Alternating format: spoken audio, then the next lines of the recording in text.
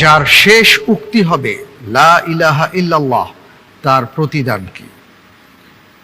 ক, রাসূলের সুপারিশ লাভ, খ, আমলনামা হাতে প্রাপ্তি, গ, আরশের নিচে ছায়া লাভ, ঘ, জান্নাতে প্রবেশ।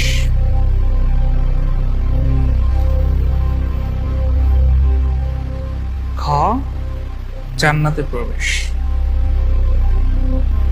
জান্নাতে প্রবেশ। আমি কি লক করে দেব? ইয়েস।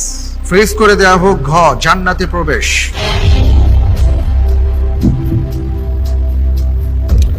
আপনি যে উত্তরটি দিয়েছেন আপনার উত্তরটি সঠিক উত্তর। হাদিসের মধ্যে এসছে রাসূল সাল্লাল্লাহু আলাইহি সাল্লাম ইরশাদ করেন, মান ক্বালা লা ইলাহা ইল্লাল্লাহ দাখালাল জান্নাহ, যার জীবনের শেষ উক্তি হবে লা ইলাহা ইল্লাল্লাহ, ইনশাআল্লাহ তিনি জান্নাতে প্রবেশ করবেন।